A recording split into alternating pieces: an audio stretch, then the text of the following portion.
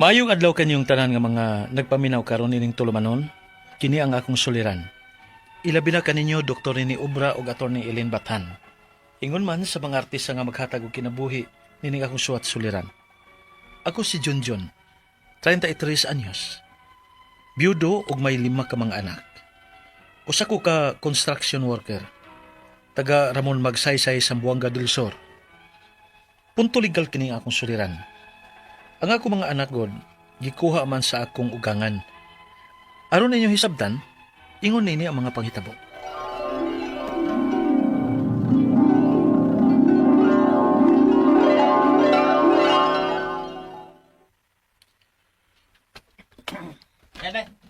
Nang, munggos lang ako nang. Ya, daghan na lang palihog ang sabaw nang. Kinikuha ganitong isda og gusto day. Nya pilig lumpia tulo ka buok. Nya agas kong sabaw ha. Oo. Darang munggos di mo dong, oh. Usara ni kakanon. Usa og tunga nang. Oh, sige Kanito ka di sabay. Mori og diro nimo. Usa ka takos nga munggos og usa tunga ang kanon. Ay, okay na ko ini bro eh. Ang importante nga masudlan ang atong tiyan. Fights na. Uy. Kalahutay ka na. Hatud hapon kung kaya mo ikuan ipadi unto. Ay, nagdaginot in taon ko kay daghang ko mga anak ng gibuhi. Ug ko anak ko'y asawa, patay naman. Sa. Nang. Usa ka diritong isda palihog be para sa ko amigo. Uy, Nya ako libay ng tanan. kumidyo eh. Ayaw taon eh. Ayo na. Uy, bro. Ay, kabalag ka, Binuod ang tao ko. eh. Bukoy kabilinggan. Oh. Kulit bayad ng paliud to ni Moron. Aw hala. Salamat kay bro. Oh, maubali na yung istorya sa imong kinabuhi, bay? O bro. Nagtuo kong ang pagdako sa akong amo sa akong asawa gikan sa ila sa Surigao. Mamaayo siya. Apan, grabe naman itong iyang kanser sa kuan, putunlan. Stage 4 na. Huwag mo to, matay siya. Say, luoy agad. Pila gani kabuk yung anak? 5 lagi bro. Gamay pa kayo ang kamanghuran. Kinahanglan pa nga gatason. Luoy agad. Nya kasi nagbante ron. Ang ako lang unang mga ginikanan. O magpadara ko ni mama og kwarta matag simana. Wala nga nagdaginot in taon ko. Ano nga madako-dako nga akong mapada sa amo. Ang magikanan di sa imong asawa, di dem tabang. Na, batik kay batasan. Eh. Matapobre kayo ang akong ugangan. Nyadto man tuod sa paglubong sa akong kasawa apan nagyamiid baya sa akong kahimtang. Gingnan pa ko nga makapalubong ba kuno ko sa ilang anak. Aw, naningkamot ko nga mahipos ko nga akong asawa. Nga wa sila kagasto, bisag piso. Naningkamot ko ako eh. Huwag din lagi kumusuway paghangyo nila para magpatabang. Ako lagi ni. Kaya ko rin eh. Bro, pero layuan mo uli-uli mo sa inyo sa mga bata eh. Di ba? Ako lagi. Pero maigso man itong akong ugangan sa dipulog. Medyo maayo man to siya. Laging hunto na ako nga adto lang nila ang mga bata ko, no? Oh, suwayan na ako adto. Karong Domingo. Kay wa matay trabaho.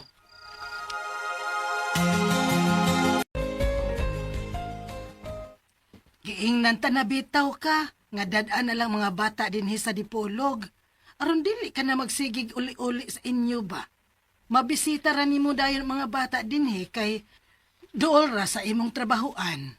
O sige, tiya ha. Akong dadon ng mga bata din eh. Oo, sige, dada. Suod to na akong pag-umangkon ang imong asawa. Maong nahibaw ko nga ikalipay ni Jenica kung makatabang ko og bantay sa inyong mga anak.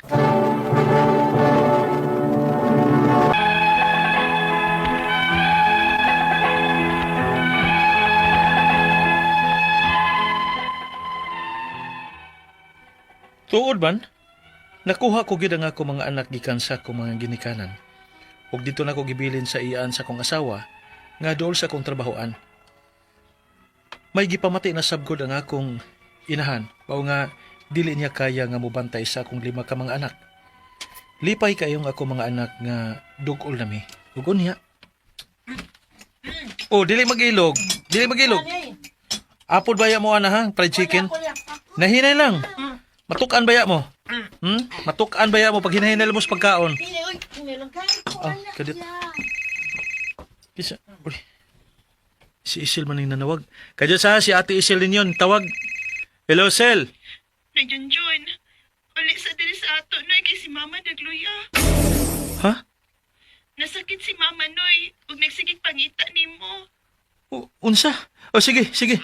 Mangita ko pagi nga makapauli ko.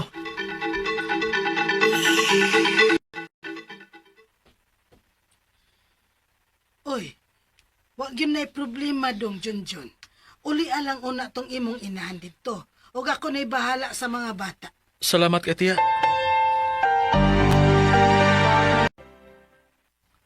Maayo kay nauli ka, Junjun.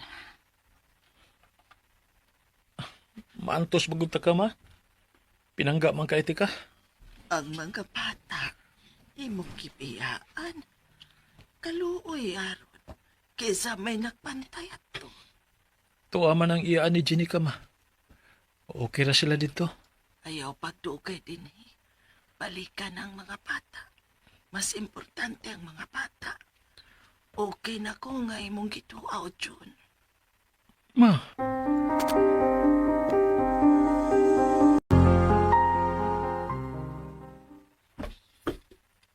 Tiya. Ayo. Tiya Miling. Mingo mo ng bahay. Huwag ba yung mga tingog sa mga bata? Tiya. Oy, Junjun. Oh, Ana, tiya. di ay ka dong. Dito ko gikas merkado. Ang mga bata, tiya. Mingaw man lagi. Gihapit diri sa akong igsuon. Sa imong ugangan ba? Kay ila ko nutong kuyogon sa ilang pagbakasyon sa Zamboanga City. Unsa? Ang tanang mga bata? Huwag man lagi ko na mapahibaw at tiya. Ay, kay nagtuo mangkod ko nga magdugay ka dito sa inyo. Mao nga igo sad para makabakasyon dito ang mga bata. Ni ay number sa akong igsuon. Tawaga lang ni. Og i-video call na lang ang mga bata.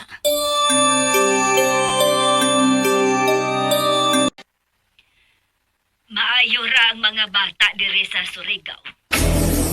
Surigao? Oh, ingon ni tiya, kay gidanin niyo og bakasyon sa Zamboanga City. Gidanin ninyo ang mga bata diha sa Surigao nga wa magpahibaw na ko. Ma, palihog ko sa mga bata, ma. Ma, magigsulti ko sa mga bata. Padaon na og sustento, oy. Una ni mo makita ang mga bata. Unsa? Unsa ko ni ma? Ayaw ninyo buhatan ako, ma. Mahal ko kay nga ko mga anak.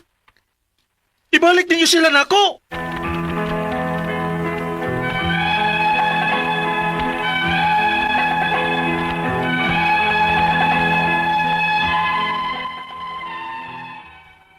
Hangtod nga wa na gid ibalik sa ako mga ugangan ang ako mga anak. Bibinwas nila ang mga bata o gitudloan nila nga masukok kini nako. Dili nila ipakita nako bisan sa video call lang kung dili ko makapada og kwarta nila. Uusahay, sugoon nila ang mga bata sa pagpangayo og kwarta nako. Wala gigamit nila ang mga bata. Nawad-an ko og gana nga motrabaho og nag-uman na lang ko. Ug tagsa na lang ko makapada og kwarta sa mga bata. Ang ako mga pangutana mao kini mosunod. Unang pangutana. Gikuha sa akong ugangan ang akong 5 ka mga anak nga wa mananghid nako kay wa kuno ko ikabuhi nila. Gusto ba gud ang ilang gibuhat? Pwede ba nako silang ireklamo o ikiha? Ikaduhang pangutana. Unsaon ako nga makuha nako pagbalik ang ako mga anak nga panitan man kuno ko nila kung wadto ko sa ila sa Surigao aron sa pagkuha sa akong mga anak. Ikatulong pangutana. Ingon sa kong ugangan nga pakasuhan kuno ko nila sa DSWD kay ako kuno nga giabandona na ang mga bata. Madutan ba ko sa kaso nga nagsustento man ko nila sa may trabaho pa ko? Ikaupat og katapusan. Kinsa man di ay ang mas may dakong katungod sa mga bata? Di ba ako man kay ako man ang amahan? Asa man kumuduol aron nga makatabang nako nga makuha nako ang ako mga anak gikan sa kong ugangan. Kay dili gani nila ipakita nako bisan sa video call na lang kun wa ko'y ikahatag nga kwarta. Palihog, tabangi og tambagi ko. Kini ang akong suliran, Junjun. Mayong adlaw mga sukintig paminaw kini si Attorney Elaine Bathan og ako today ang mohatag ninyo og tambag tubag solusyon kalinawan sa inyong mga pangutanag mga problema na may punto legal. Kumusta man ang atuang mga pangutana, mga problema, atuang mga issues, ang atuang mga concerns din ha. Ayaw na gyud mo ka problema, no? Kay naa sa Attorney Elaine, naa sa Dr. Rene Obra nga makahatag og tambag ug tubag sa inyong mga pangutana legal or medical na atay lisensyadong doktor. Si Dr. Obra og ako, lisensyado nga abogada, buyag, gwapa. Aw, saba, nga motambag ninyo. You have a friend sa ato ang programa nga kini ang akong suliran. So ayaw mo og kabalaka, ayaw mo og ka guol kay dili na ta magproblema gyud ani no. So padayon lang yun sa pagpaminaw and og sa ato ang padayon sa ato ang programa, dili ta magbalaka, dili ta maguol, no? Kay padayon ra gyud na ato ang programa, no? Unya mo nay ato ang hunahunaon lang yun guys nga dili perfect ang kinabuhi samara sa kitang tao di sad ta perpekto naatay mga pagkuwang unya naa sad gyud mga panahon nga mapildi ta no madapa ta masayop ta pero kibaw ka unsa gyud importante ani nga at the end of everything ato gyung paningkamutan nga naara gyud ta permi gapadayon ra gyud ta sa atong kinabuhi ug wa ta mo give up. Nilaban ta, nidasig ta, wa ta mo pull down pud sa ubang tao kay abi kita may naaron sa ubos no. In fact, dapat kita inigsaka na to kung kinsay atong pwedeng kuyugon na to. Ana gyud na dapat ang ato ang kinabuhi, okay? And ang ato ang letter sender karong adlaw kay si tawag ko na to sa pangan nga Junjun. Junjun ba? Yes, si Junjun. Taga-asa man is Junjun. Zamboanga del Sur. Nagtrabaho ni isa ka respetado nga construction worker byudo. 5 ka anak kugihan sa gyud ka. Pero kabata nimo na byudo ka 5 imong anak 33. Pilam de edad nimo Jun pagka minyo nimo, no? Anyway, ang iyahang mga anak gikuha man to, no? Gikuha to sa mga iyang ugangan, yang mga bata. So una niyang pangutana. Gikuha sa akong ugangan ng akong 5 ka anak nga wala mananghid nako kay wala kuno ko'y ikabuhi nila. Husto bagod ang ilang gibuhat, pwede ba nako silang ireklamo or ikiha? Of course. Minyo man ka. Jono, ako i-assume nga minyo ka. Even if dili, minyo ka. Labi na kung minyo ka. Ang custody sa mga bata, naana sa mamagpapa. No? Unya kay byudo man ka, ikaw will have the sole custody of your children. Dili nila basta-bastang makuha. Wa man na nag-ingon, gano ding mutabang lang pud sila hatag no sa sustentog ayuda para sa mga alimani mo ka anak. Dili nila kwaon nga walay pagtugot ug pagpananghid nimo. Didiretso lang kanilang disrespect, no? Tumidili siya makiangayon tungod kay ang balaod mo dapig man nimo. Kay ang kustodiya sa bata naman as mamagpapa, ginikanan. Unya, ngan nga byudo ka, then you'll have the sole custody of your children. Dili nila pwedeng kwaon nga way pananghid nimo kay ikaw man ang papa. Ikaduhang pangutana, maski pag pobre ka or maski pag maglisod kag buhi, dili na saktong rason. Unless na ay lain, no, nga ipakita or buhaton na nilang way pagpananghid nimo, dili na pwede. Ikaduhang pangutana, unsaon ako nga makuha nako pagbalik ang akong mga anak nila nga panitan man kuno ko nila kung muadto ko sa ila Surigao, ngadto sa Surigao aron sa pagkuha sa akong anak. Okay. The fact nga physically wala na nimo ang bata para di na lang pud ta makakita og gubot. So, I think mas better nga inyuhang hatagan og saktong pagtagad, no? Nga dili na lang ta magalalisay through court order na lang gyud ta. Ang korte na lang gyud ang muhukom nga ibalik sa imuha ang kustodiya sa bata. Kay di I think butang panitan ka, meaning to say init silag dugo, init silag ulo, di sila murang musugot, no? Or unless there's still hope, no, nga willing pa silang or kaya pa nimo makisturyag klaro nila. Pero kung dili gani gyud, kuha tag abogado, korte na lang ang muhukom para way lalis. Dili siya madugo, unsaon pa lang kanila. Ikatulong pangutana, ingon sa akong ugangan nga pakasuhan kuno nila sa DSWD kay ako kunong giabay abandon na ang mga bata. Madutlan ba ko sa kaso nga nagsustento man ko nila sa may trabaho pa ko. Well, di man na pag-abandon. Pila ko yung sweldo in town no, sa construction worker. Ang ako alang dili man na abandonment. The fact nga gusto ka mo kuha sa mga bata. Pero ako isang pangutana no, iniguha na to sa mga bata. Planado na ha. Kibaw po kag unsa poy kanang saon po na nimo pagbuhi ang mga bata ha. Dili kay naa ko diri man magnganga mo no. So pangutan na po ang imuhang kaugalingon.